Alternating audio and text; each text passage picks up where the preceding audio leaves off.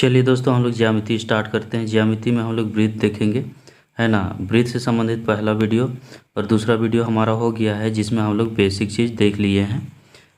और ये हमारा तीसरा वीडियो होगा, जिसमें हम लोग वृत्त से संबंधित कुछ क्वेश्चन को देखेंगे। तो चलिए बिना देर किए हुए हम लोग स्टार्ट करते हैं। चलिए दोस्तों, पहला क्वेश्चन देखते हैं।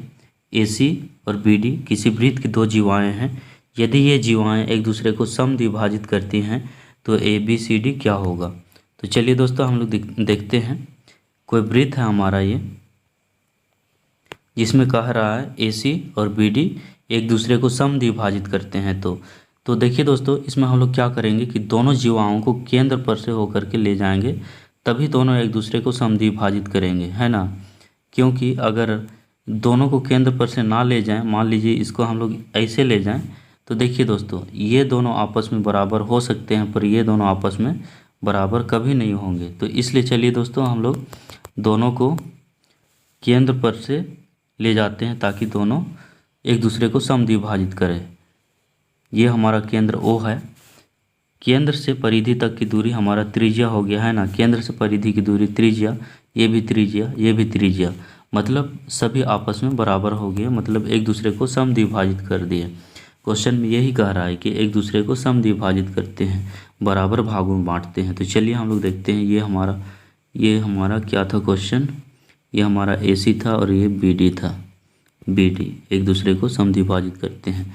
इसमें कह रहा है ABCD क्या होगा। तो चलिए हम लोग मिला देते हैं इसको हम लोग मिला दिए तो ABCD एक चतुर्भुज बन गया। इसमें देखिए दोस्तों, अगर हम लोग AC को लेते हैं तो AC हमारा एक व्यास है, और व्यास के इधर वाला भाग है ना हमारा अर्धवृत्त बन गया, इधर वाला भाग में हमारा एक अर्धवृत्त बन गया।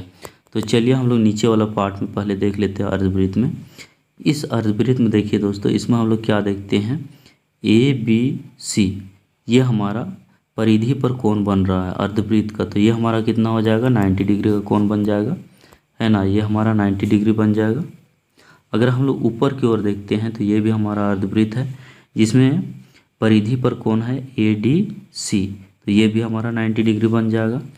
और अगर हम लोग देखते हैं BD को व्यास मान के, है ना, BD ये अर्धवृत्त हो गया।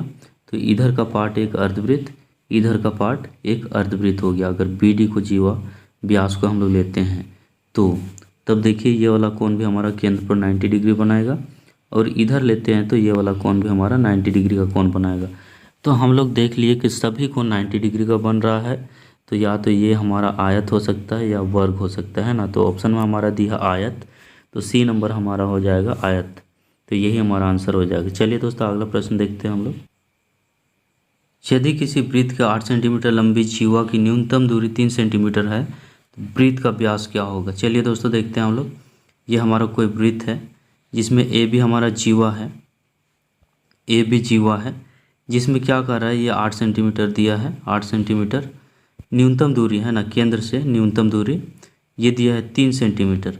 तो जब भी हम लोग जीवा की दूरी निकालते हैं तो ये हमारा 90 डिग्री का होता है, और ये 3 सेंटीमीटर दिया है। तो चलिए हम लोग केंद्र से परिधि की दूरी मिला देते हैं, त्रिज्या, ये हमारा R हो गया, और R हो गया ये हमारा 4 सेंटीमीटर, और ये भी 4 सेंटीमीटर हो गया। दोनों हाफ हाफ हो जाता है ना। तो हम लोग सबसे पहले कर्ण निकालते हैं। कर्ण का सूत्र क्या होता है दोस्तों, लंब का स्क्वायर प्लस आधार का स्क्वायर, है ना। यही होता है कर्ण का स्क्वायर बराबर। तो हम लोग कर्ण निकाल लेते हैं सबसे पहले। लंब हमारा कितना है, 9 हो जाएगा, और आधार 4 में बढ़ गया, तो ये हमारा 16। कर्ण का स्क्वायर हटा देते हैं तो अंडर रूट चढ़ जाएगा, ये कितना हो जाएगा 25, और 25 को कितना हो गया 5। हमारा R जो हो गया 5 सेंटीमीटर। तो हमसे पूछा है व्यास, व्यास क्या होगा, 5 + 5 10, जो कि D हमारा आंसर है। चलिए दोस्तों, अगला प्रश्न देखते हैं। इसमें क्या कह रहा है, आकृति में O वृत्त का केंद्र है तथा कोण CBD 30 डिग्री है ना। CBD ये वाला कोण 30 डिग्री है। आगे क्या कह रहा है, तो कोण BAC क्या होगा, BAC ये वाला कोण है ना, ये वाला कोण क्या होगा। तो चलिए हम लोग देखते हैं। BD हमारा व्यास है, BD व्यास, और AC ये दोनों आपस में एक दूसरे को प्रतिच्छेद कर रहे हैं, और ये दोनों व्यास है जो कि केंद्र पर से होकर के गुजर रहे हैं। तो इसमें हम लोग क्या देख रहे हैं कि BOC त्रिभुज में हम लोग क्या देख रहे हैं कि एक भुजा BO और OC, ये दोनों हम लोगों को त्रिज्या मिल गया। और इस त्रिभुज में दो भुजा आपस में बराबर हो गए, BO और OC, है ना। ये दोनों भुजा आपस में बराबर हो गए, तो इस त्रिभुज में दो कोण भी आपस में बराबर होना चाहिए, है ना। क्योंकि किसी भी त्रिभुज में जितने भुजा बराबर होते हैं, कोण भी उतने ही बराबर होते हैं। अर्थात इसमें अगर तीनों भुजा बराबर हो जाते तो तीनों कोण का मान आपस में बराबर हो जाता, लेकिन दो भुजा बराबर हैं तो इसका मान 30 डिग्री है, तो हमारा इसका मान भी 30 डिग्री हो जाएगा। तो कोण C का मान हमें मिल गया 30 डिग्री। अब हम लोग देखते हैं त्रिभुज ABC में इसमें हम लोग क्या देख रहे हैं कि AC जो है ये केंद्र पर से होकर के गुजर रहा है। तो हम लोग क्या देखेंगे कि इधर का जो भाग है वो अर्धवृत्त में बढ़ जाएगा और इधर का भाग एक अर्धवृत्त में बढ़ जाएगा।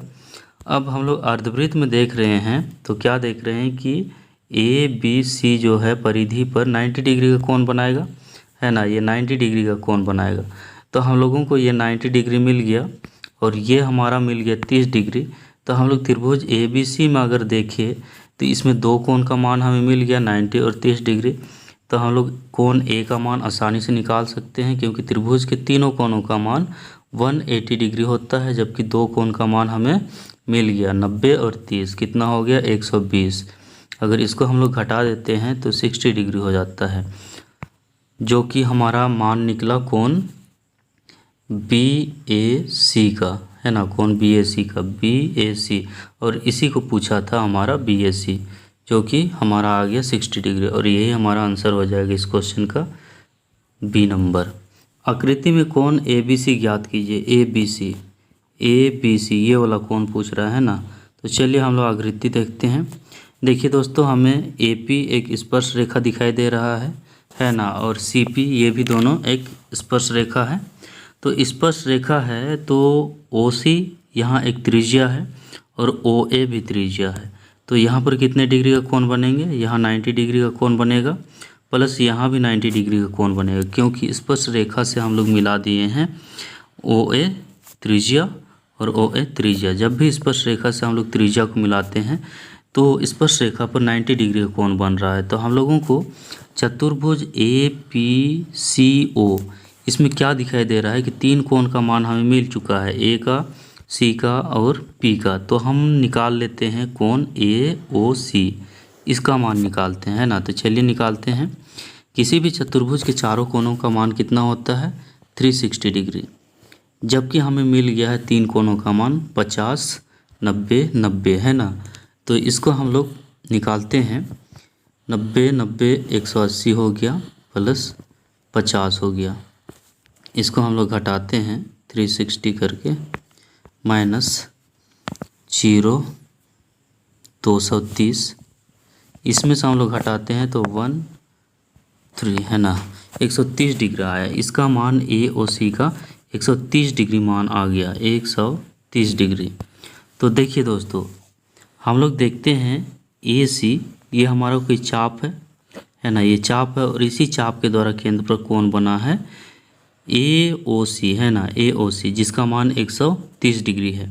और इसी AC चाप के द्वारा ही हमारा परिधि पर कोण क्या बना है CBA, और इसी का मान पूछा है। तो क्या हो जाएगा इसका मान, केंद्र पर बने कोण 130 डिग्री है, तो परिधि पर बने कोण क्या हो जाएंगे, इसका आधा, है ना, इसका आधा हो जाएगा। तो कितना हो जाएगा 65 डिग्री।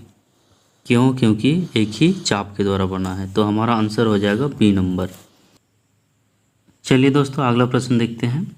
आकृति में कोण ACB ज्ञात कीजिए। ACB ये वाला कोण, है ना, ये वाला कोण ज्ञात करना है। तो दोस्तों पिछला वीडियो में हमने बताया था कि कोई सीधी लाइन के एक ही ओर के कोण 180 डिग्री के बने होते हैं, है ना। तो इसमें हम लोग क्या देख रहे हैं कि BD हमारा एक सीधी लाइन है और इसमें केवल AOD का मान दिया है 130 डिग्री।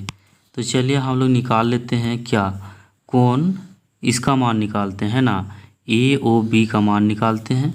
तो क्या हो जाएगा, ये पूरा इसका मान तो 130 है, लेकिन हम लोग AOD अगर निकालते हैं AOB तो क्या हो जाएगा 180 में माइनस हो जाएगा। तो चलिए 180 में 130 माइनस करते हैं तो हमारा कितना हो जाएगा 0.5 50 डिग्री। तो देखिए दोस्तों इसका मान हमारा आ गया 50 डिग्री, है ना। AOB का मान हमारा यहाँ से यहाँ तक 50 डिग्री आ गया, 50 डिग्री। तो हमसे क्या पूछा है, कोण ACB ये वाला कोण पूछा है ना। तो देखिए दोस्तों हम लोग अगर AB चाप को देखते हैं, AB चाप, तो इसी चाप के द्वारा हमारा क्या बना है कोण केंद्र पर AOB जो कि 50 डिग्री है, और इसी चाप के द्वारा परिधि पर क्या बना है ACB जो कि इसी चाप के द्वारा है। तो पिछला वीडियो में हम लोगों ने क्या पढ़ा था कि केंद्र पर जो कोण बने होते हैं एक ही चाप के द्वारा, और उसी चाप के द्वारा परिधि पर बने कोण उसका आधा होता है ना। मतलब परिधि पर बने कोण केंद्र पर बने कोण के आधे होते हैं, है ना। तो ये हमारा कितना हो जाएगा, 50 का आधा हो जाएगा, 50 का आधा तो कितना हो जाएगा 25, जो कि हमारा कितना है D नंबर। तो चलिए दोस्तों अगला प्रश्न देखते हैं हम लोग। आकृति में कोण ACB ज्ञात कीजिए। इसमें भी ACB ज्ञात करने बोल रहा है, ACB। तो चलिए इसको भी हम लोग देखते हैं दोस्तों। इसमें BD एक व्यास है, तो क्यों ना हम लोग AD को मिला दें आपस में, AD को मिला दें और CD को भी आपस में मिला देते हैं। तब हम लोग क्या देखते हैं, वृत्तखंड AD के द्वारा अगर हम लोग देखते हैं, AD है ना, इसके द्वारा हम लोग देखते हैं तो इसके द्वारा परिधि पर बना कोण क्या है ABD, है ना, इसी वृत्तखंड के द्वारा, और इसी वृत्तखंड के द्वारा परिधि पर बना कोण क्या है ACD, है ना। ये दोनों एक ही वृत्तखंड के द्वारा परिधि पर बने हैं, मतलब ये दोनों कोण आपस में बराबर होंगे, है ना, ये दोनों कोण आपस में बराबर होंगे। तो ये हमारा 40 डिग्री दिया है कोण B, तो ये हमारा ये भी 40 डिग्री होगा, 40 डिग्री, है ना। अब हम लोग बात करते हैं BD तो व्यास है, तो ये अर्धवृत्त में बांट दिया, दो भागों में वृत्त को बांट दिया, मतलब ये हमारा अर्धवृत्त हो गया। तो हम लोग BCD की बात करें तो ये परिधि पर बना कोण है, यहाँ से यहाँ तक 90 डिग्री का कोण बनेगा, लेकिन हमारा ये वाला कोण जो है 40 डिग्री पहले मिल चुका है। तो ACB क्या हो गया, ACB क्या होगा 40 में 90 में माइनस हो जाएगा 40, है ना, 90 में माइनस हो जाएगा 40, तो इसका मान कितना आ जाएगा 50, अर्थात ACB का मान 50 डिग्री आएगा, इसका मान 50 डिग्री, जो कि हमारा आंसर है C नंबर।